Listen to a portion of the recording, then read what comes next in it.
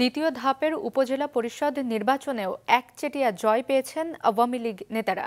১৫৬ উপজেলার মধ্যে ১৩৬টিতে চেয়ারম্যান পদে জিতেছেন দলটির নেতারা। দলীয়ভাবে বিএনপি অংশ না নিলেও বহিষ্কৃত ৬ নেতা বিজয়ী হয়েছেন। কয়েকটিতে জিতেছেন আঞ্চলিক দলের নেতারা। Desk report.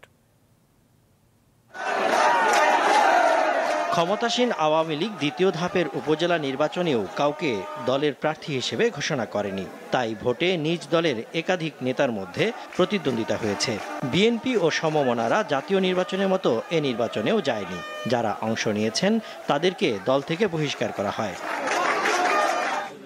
এ ধাপেও মন্ত্রী এমপিদের ১৭ জন নির্বাচনে অংশ নেন। তারা মূলত চেয়ারম্যান পদেই প্রতিদ্বন্দ্বিতা করেন। তাদের মধ্যে বিজয়ী হয়েছেন গাজীপুরের শ্রীপুরে প্রাথমিক ও গণশিক্ষা প্রতিমন্ত্রী রুমানা আলী টুসির ভাই, জেলা আওয়ামী লীগের যুগ্ম সাধারণ সম্পাদক জামিল হাসান দুর্জয়। নরসিংদীর মনোহরদীর নজরুল মজিদ মাহমুদ শিল্পমন্ত্রী নুরুল মজিদ মাহমুদ হুমায়ুনের ছোট ভাই।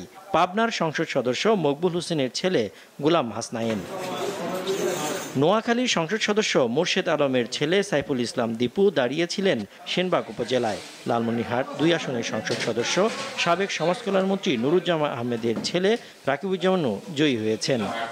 বগুড়ার সংসদ সদস্য সাইফুল্লাহ মেহেদীর বাবা সিরাজুল ইসলাম খান রাজু জয়ী হয়েছেন আদমদিঘি উপজেলায়। জামালপুরের বকশীগঞ্জে প্রার্থী নজরুল ইসলাম সংসদ সদস্য নূর মাহমুদের ভাই।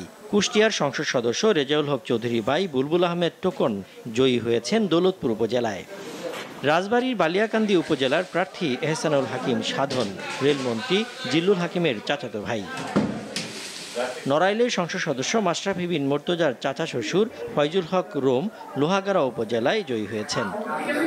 যারা আগেও জনপ্রতিনিধি ছিলেন তারাও অংশ নিয়েছেন এ নির্বাচনে। বিনা প্রতিদ্বন্দ্বিতায় নির্বাচিত হয়েছেন ঢাকার সাভার উপজেলা আওয়ামী লীগের সাধারণ সম্পাদক মঞ্জুরুল আলম রাজীব সহ বেশ কয়েকজন। সজীব সাদিক, মাছরাঙা নিউজ ডেস্ক।